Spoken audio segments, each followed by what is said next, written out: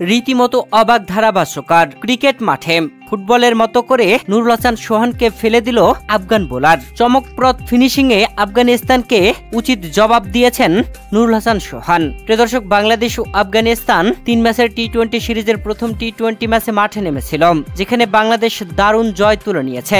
তবে ম্যাচে ছিল টানটান উত্তেজনা আর হাড্ডাহাড্ডির রুদ্ধশ্বাস লড়াই। আগে ব্যাট করে আফগানিস্তান বাংলাদেশকে 152 রানের টার্গেট দেয়। সেই রানের টার্গেটে ব্যাট করতে নেমে বাংলাদেশ 4 উইকেটের দারুণ জয় তুলে নিয়েছে 8 বল হাতে থাকতে। তবে ম্যাচে বাংলাদেশ হারতেই বসেছিল।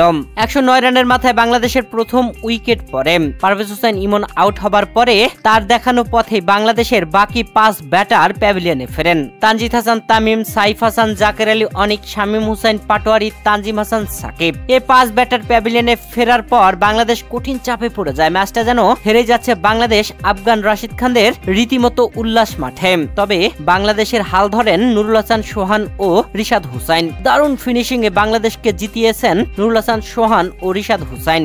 তবে ম্যাচে একটি অপ্রত্যাশিত ঘটনা ঘটে যায়, যেখানে তখন বাংলাদেশের জয়ের জন্য প্রয়োজন ছিল 15 বলে 22 রান। বোলিং এ ছিলেন আফগান পেসার ফারিদ আহমেদ। 18তম ওভারের তৃতীয় বলটি লেগ সাইডে ঠেলে দেন রিশাদ হুসাইন।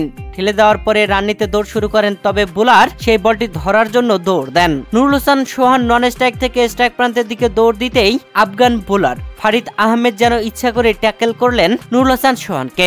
পা বাজিয়ে দেওয়ার পরেই নুরুল হাসান সোহান মাঠেই যেন ডিগবাজি খেয়ে গেলেন, পড়ে গেলেন। এক ডিগবাজি দেওয়ার পরে আবার উঠে দাঁড়ালেন। তবে রাগান্বিত হলেন না ফারিদ আহমেদের ওপর, ব্যাট হাতে জবাব দিয়েছেন। এরপরে পরপর বাউন্ডারি হাঁকিয়ে 19তম ওভারে আজমাতুল্লাহ উমর জায়ের প্রথম 2 বলেই টানা 2 ছক্কা মেরে বাংলাদেশের জয় নিশ্চিত করে নেন নুরুল হাসান সোহান। এরপরে সিঙ্গেল, তারপরে রিশাদ হুসাইন এসে একটি বাউন্ডারি হাঁকিয়ে বাংলাদেশকে জিতিয়ে মাঠ ছাড়েন। নুরুল হাসান সোহানকে যখন ফুটবলের মতো ট্যাকেল করে ফেলে দিল আফগান বোলার ফারিদ আহমেদ, তখন ধারাভাষ্যকার চিল্লিয়ে উঠলেন। ধারাভাষ্যকার তখন এমনটাই বলছিলেন যে হলুদ কার্ড দেখানো হোক।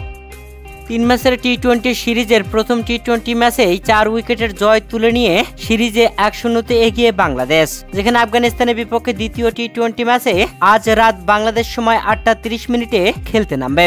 দুবাইয়ের শারজা ক্রিকেট স্টেডিয়ামেই এই ম্যাচটি অনুষ্ঠিত হবে। প্রিয় দর্শক, আফগানিস্তানের বিপক্ষে দ্বিতীয় টি-20 ম্যাচে বাংলাদেশ পারবে কি জয় তুলে নিতে? আর এই ম্যাচ জিতলে বাংলাদেশ সিরিজ জিতে নেবে 1 ম্যাচ হাতে থাকতেই।